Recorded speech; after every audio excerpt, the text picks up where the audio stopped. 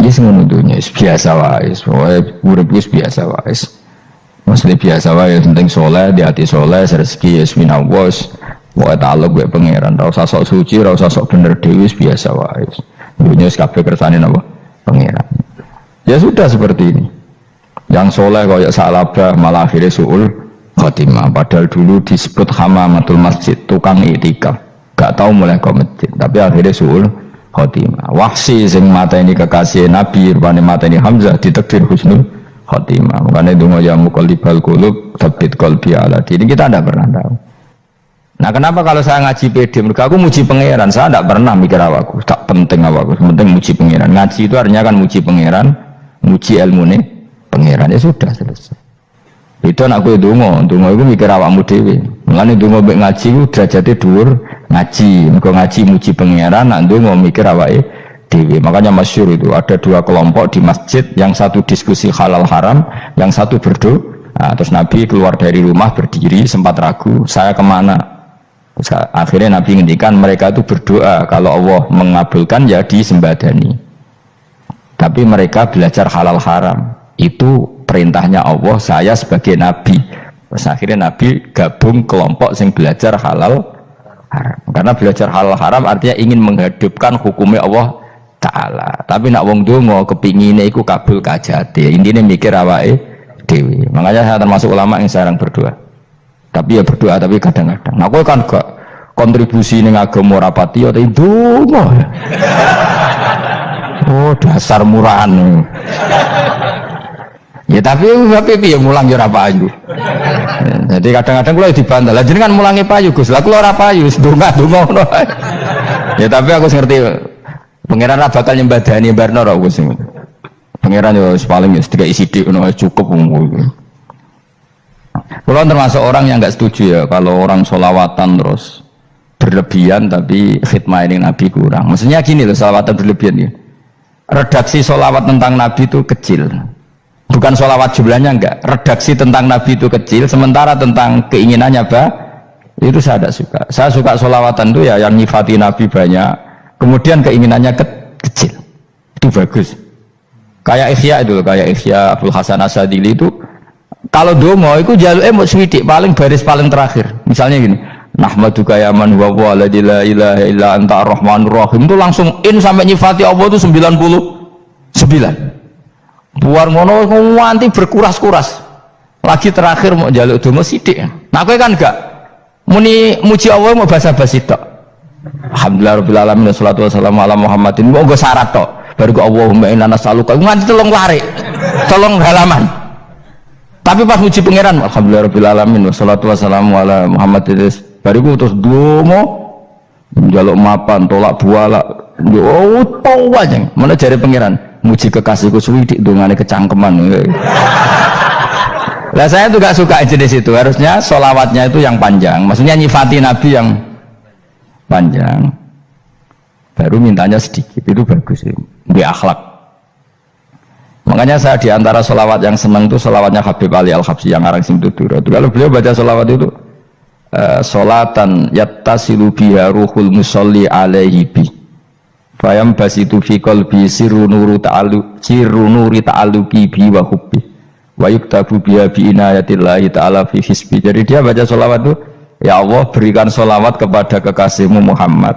Dengan sholawat ini rohnya saya, musolli itu rohnya saya yang membaca sholawat bisa sambung dengan rohnya Rasulullah. Dan setelah sambung saya terhitung sebagai orang yang mencintai Rasulullah. Dan saya berharap dari cinta itu saya tertulis sebagai umatnya. Nah, aku kan enggak mau sholawat itu mah, saya termasuk orang yang enggak saya loh ya. Tapi ya tetap baik dibanding nganggo primbon ya satu sholawatan ya. Tapi boleh punya etika lah dengan Rasulullah itu. Kalau dongo nyifati Nabi yang banyak, ya baru keinginan. Kan banyak itu sholawat yang seperti yang saya misalnya di kitabnya Sayyid Muhammad ada. Allahumma sholli ala sayyidina Muhammad nuri kalam alladzi. Wah nyifati Nabi itu sampai panjang lebar baru menceritakan hajatnya. Kalau kamu kan enggak nyifati Nabi basa-basi, mau sidik mana? Malah kadang orang, misalnya ala Muhammad, kok ala Muhammad, muni Sayyidina aja disoal. Misalnya terus Baru hitungannya apa? Panjang. Saya termasuk yang enggak setuju karena itu menurut saya kurang etika. Makanya Rasulullah itu kalau berdoa kalau sudah nyifati Allah, coba tak beri satu contoh saja doanya Nabi. Alhamdulillah hamdan yuwafi ni'amahu wa yukafi'u mazidah ya Rabbana lakal hamdu kama yanbaghi li jalali wajhika 'azimi sultanik la nuhsi thana'an 'alaika anta kama asnaita 'ala nafsik. Itu sudah berapa itu nyifati ini? Itu belum doanya tuh.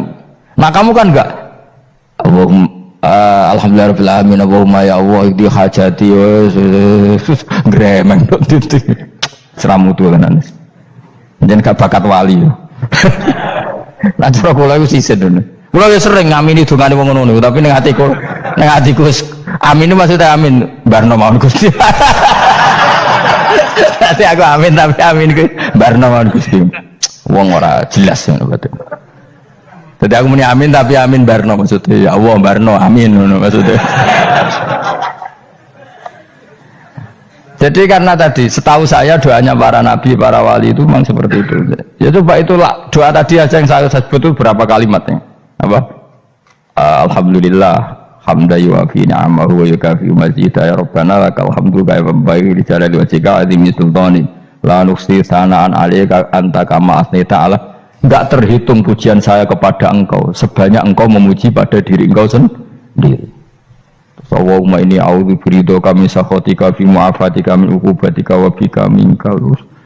Allahumma sholli bi haqqi jabarutika wa bi khawfika. Kan panjang sekali doanya wali-wali itu, tapi semuanya mensifati Allah. Bahkan banyak yang kemudian lupa enggak doa. Coba haji, doa haji itu coba.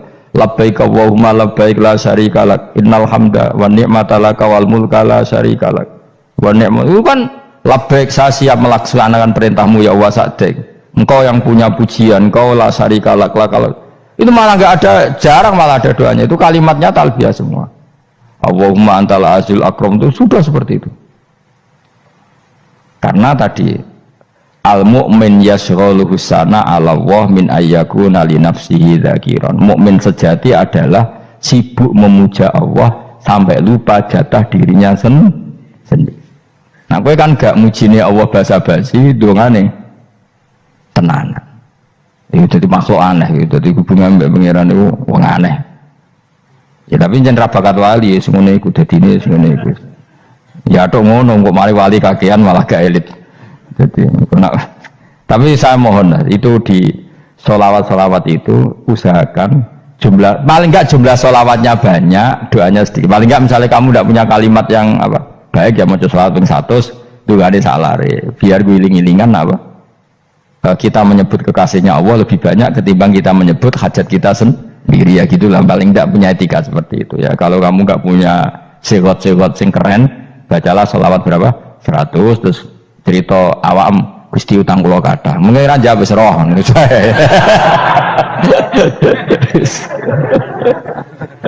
Tapi kan kita menyebut kekasihnya sampai 100, nyebut utang bisa. No cowok nyebut kekasih bisa, nyebut utangnya 100. Berarti yang mana ditakoki pangeran, kowe nyebut kekasih wong pira pisan, nyebut utang 100 dasar rayu utang nomor ya ada, saya termasuk orang yang nggak setuju tadi. Jadi kalau apa redaksi sholawat cari yang mujinya Nabi lebih apa? Lebih banyak. Karena itu nanti lebih diridhoi Allah Taala.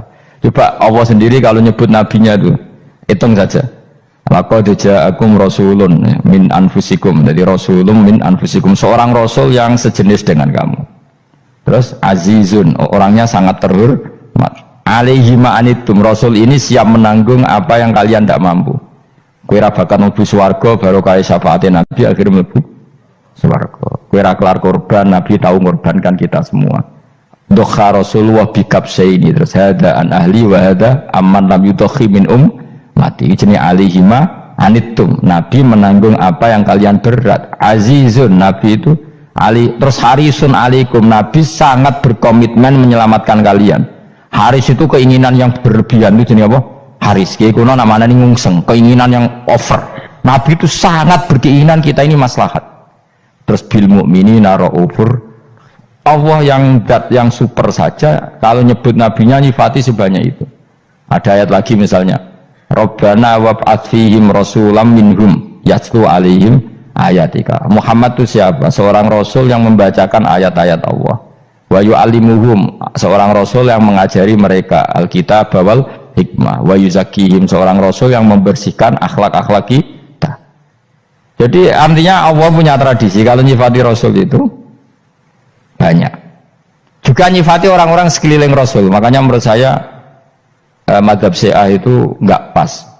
Karena Allah kalau nyifati Rasulullah itu jika nyifati orang-orang di sekeliling Rasulullah, dan itu dengan pujian, yaitu Muhammadur Rasulullah walladzina ma'ahu asyidda walal kufar ruhama'u bainahum tarahum ruk'an sujada yabtaguna fadlan minallahi warid wa nasimahum fi wujuhihim min atharis sujud. Itu kan panjang sekali, dan orang-orang sekeliling Muhammad adalah begini.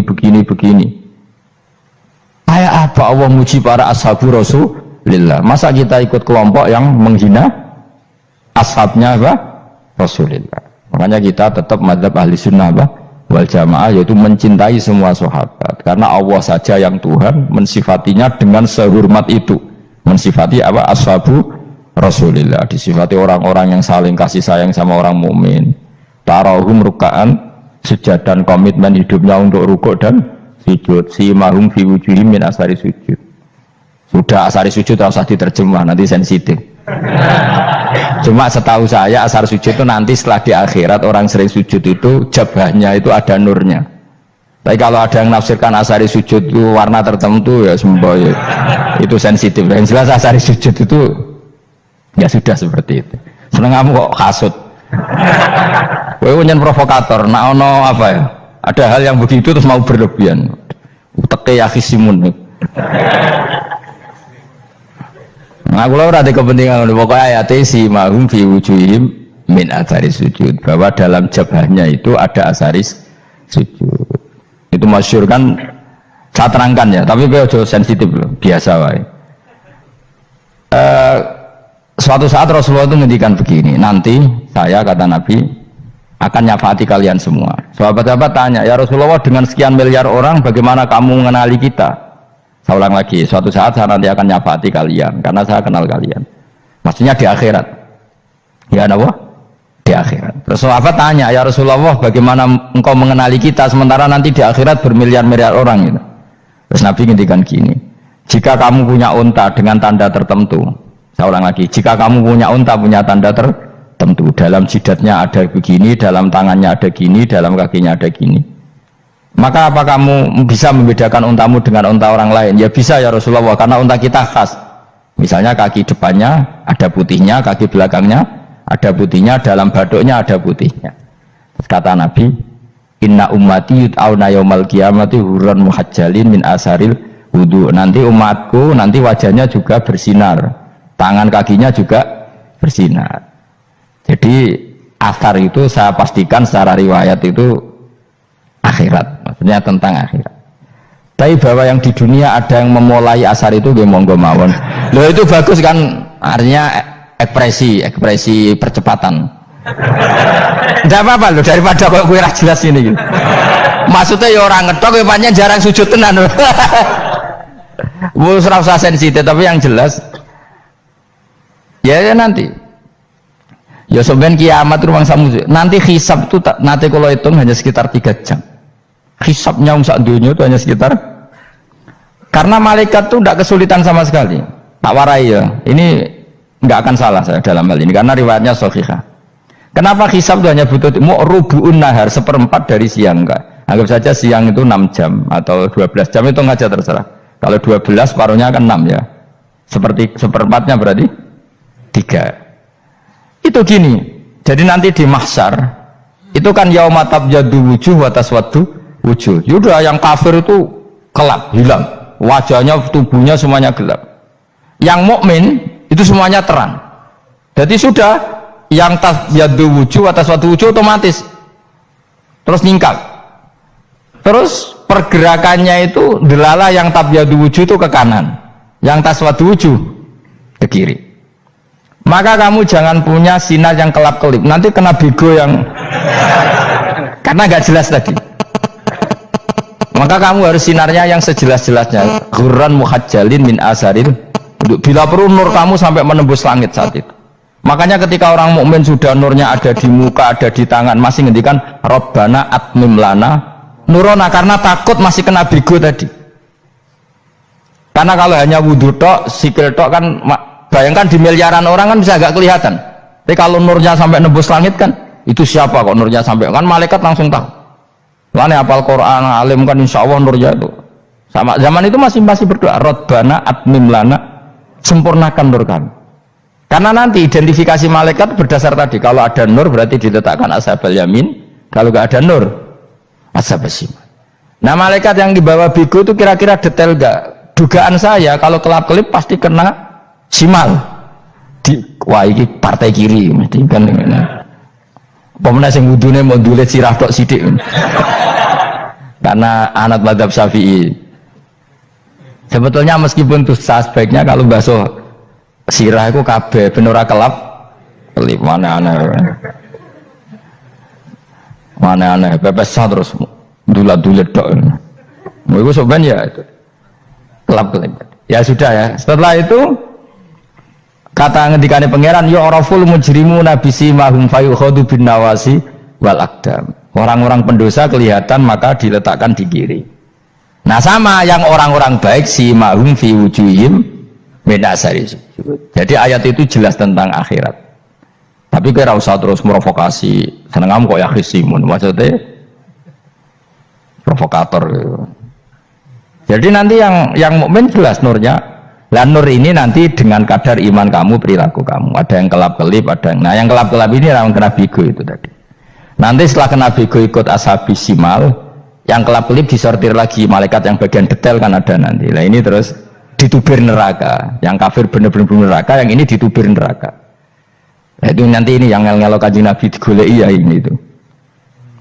Mana sakit kanjeng Nabi, mana ono kiai soleh darani, nah iso soleh dewe sakit Nabi mereka terus goleki endi umatku sing kelap-kelip terus dicari disyafaati. Ya imma langsung dituruti Allah wa imma diubasikne neraka. Ya terserah rencanamu piye kon aku kowe. Tapi yang jelas apa? Kiamat itu cepat sekali karena tadi ada identifikasi tadi. Makanya hanya cukup 3 jam karena tadi yang jelek kelihatan jelek, yang baik kelihatan baik. Makanya cepat. Ya araful mujrimuna bisimahum, orang pendosa dikenali lewat alamatnya yaitu taswaddu apa? Wujuh. Kalau orang baik dikenali lewat tabyadu wujuh. Nah terus setelah nyingkir, ini ngono tak warai kiamat. Setelah nyingkir itu faduri babenahum bisuril lahu bab. Setelah tersingkir tadi terus lalu ada pintu penghalang, pintu pemisah. Nah pintu pemisah tadi yang sisi kanan langsung jadi surga, yang sisi kiri jadi neraka. Itu disebut faduri babenahum bisuril lahu bab batinu fi rahmatu wa dhahiruhu min kibalihil adab. Yang pintu arah kanan otomatis wilayah surga, yang pintu kiri otomatis wilayah neraka. Nah problemnya ketika penutupan pintu itu yang kelap-kelip itu katut kemana ini yang makanya kamu jangan malok partai yang apa kelap-kelip yang nggak jelas itu koalisi kemana ya. Kalau partai besar kan iso nyalon presiden, partai kecil ini kan ikut mana ini kan sing sak ngisore 1%, 2% ini kan repot. Nah, coba misalnya nur kamu 2%, berarti gelap kamu kan 98%. Kira-kira malaikat mengkategorikan kemana coba? Ayo jawab. Gelap loh, kok ada semangat padahal itu bagian dari kamu. Kalau satu tubuh itu sinarnya hanya 2%, kira-kira kategorinya itu partai gelap, partai terang. Waduh semangat kok ada ini. Berarti kegaruk kemana? Kiri. Tapi bisa saja malaikat cara berpikir gini. Tapi kok ada cahayanya ya? Padahal kata Allah yang bercahaya ashabul yamin. Kan nggak ada bilang cahaya terang. Bisa saja malaikat alhamdulillah berpikir begitu. Ya nanti kita rayu saja supaya berpikir ini kan yang penting ada cahaya. Kan Allah tidak bilang terang apa kelap-kelip. Ya mungkin saja asal ada cahaya dikategorikan lahu nur, punya apa? Nur. Tapi yang jelas saat itu pun yang sudah punya cahaya masih berdoa Rabbana atsmim lana nurona, ya Allah saya mohon sekali nur-nur kami sempurnakan. Jadi ini saya bantu teman-teman yang hafid-hafid supaya tahu maknanya ya. dan yang nggak hafid ya dengar ya. Kalau nur itu penting, makanya Nabi itu kayak apa, Nabi itu orang super itu kalau ngendikan awamat al min fauqi nuran wa min tahti nuran wa an yamini nuran wa an simali nuran, sampai terakhir Nabi masih mendoa untuk dirinya waj'ali nuran, dan semua tubuh saya jadi nur. Jadi Nabi sudah gitu, ya Allah jadikan sisi depanku nur, belakang kami nur, kanan nur, kiri nur, terakhir itu apa, waj'alni nuran, dan doa semoga semua tubuh saya jadi nur. Itu termasuk doa yang sering saya baca, karena saya takut kelap-kelip tadi, ini bahaya ini kalau malaikat. Saya tidak tahu cara berpikir malaikat tadi, apa ngitung 98% maka dikategorikan apa? Gelap, apa dihitung nurnya saja? Wong instruksinya Allah kan yang ada nur ashabul yamin, meskipun kelap-kelip kan punya nur. Saya tidak tahu nanti ikut 2% ikut mana kalau di partai koalisi itu? Ya, ikut yang menang biasanya, ikut yang apa? Ya paham ya, makanya saya mohon kalau wudhu itu usahakan sempurna, terutama wudhu sholat. Kalau nggak wudhu sholat itu sebaiknya nggak sempurna, supaya ada bedanya wudhu sholat sama wudhu tidak sholat. Rasulullah itu masyhur gitu ya, Rasulullah itu kadang tawaddu'a wudhu'an khafifan, wudhu yang sederhana, yaitu hanya sekali-sekali dan tidak sempurna. Ketika ditanya as-sholat ya Rasulullah, tidak. Misalnya saya habis makan mau tidur biasanya ya wudhu, tapi tentu tidak perlu sesempurna kayak wudhu sholat, biar ada bedanya. Rasulullah juga gitu, beberapa kali beliau wudhu tapi tidak sesempurna wudhunya untuk sholat. Masyhur itu di riwayat tawaddu'a wudhu'an khafifan duna wudhu'ihi lis sholat, tapi kalau wudhu untuk sholat asbaghal wudhu, menyempurnakan wudhu. Jadi supaya ada bedanya wudhu sholat dan wudhu tidak sholat. Saya gak wong sore ngaji podo kabeh. Abu Bakar ya gitu, ana wong poso sunat kok nyediakno buka dimarahin. Istrinya pernah nyediakan buka beliau untuk puasa sunat, itu embernya dipecahi Abu Bakar. Ditanya, kenapa gitu? Apakah kamu akan menyaingi Ramadan? Jadi gak boleh memperlakukan puasa sunat kayak Ramadan. Ya biasa saja kalau puasa sunat kok wah membuka kolak apa. Ramadannya ya iri tuh, ini gimana kok saya disaingi ini. Jadi kabeh itu ada proporsinya, ada apa? Makanya megang Quran ya wudu, megang wudu. Nah kabeh gitaran terus wudu, pengiran tersinggung. Piye kok menjaga gitar wudu? Jadi gak boleh kebaikan disaingi, itu juga gak boleh. Bapak gue sergap wudu sampai nyekel gitar.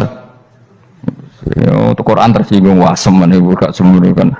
Malaikat panitia kan ya tersinggung. KB itu kan ada proporsinya apa? Ada proporsinya.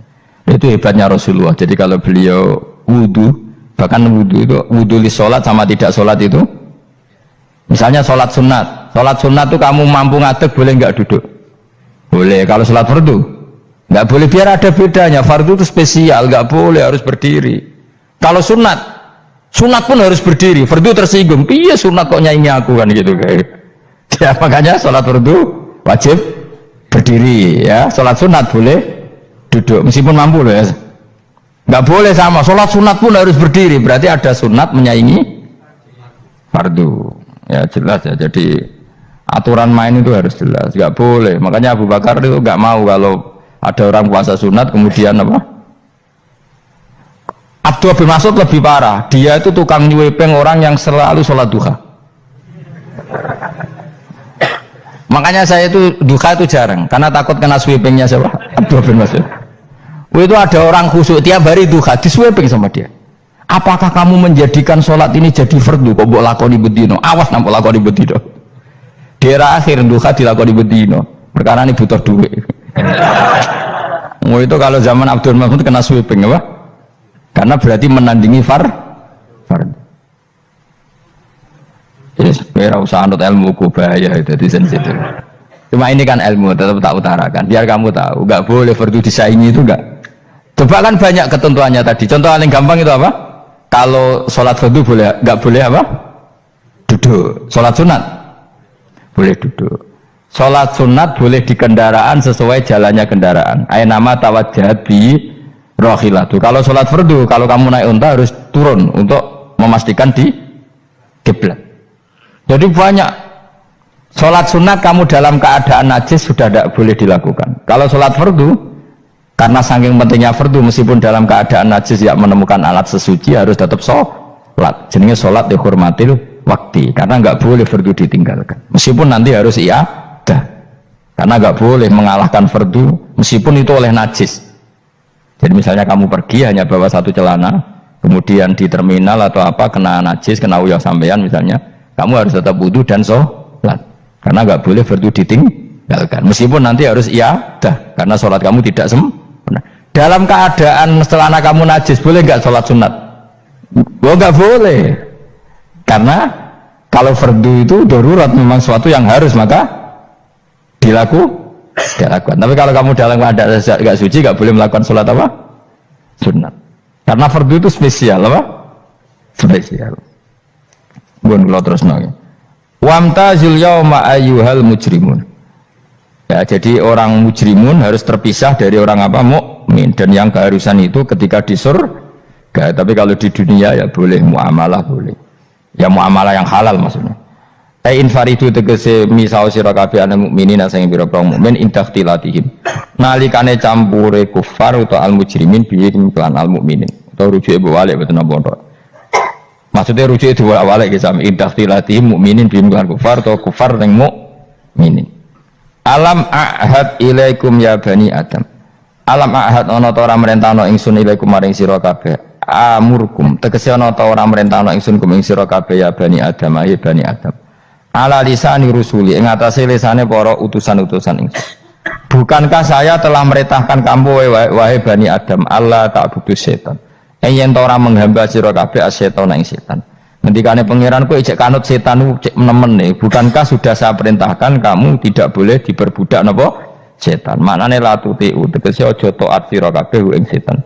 Inna sak temene setan laku maring sira kabeh aduun musuh mubinun kang jelas. Bayinul adawati banget musuhane.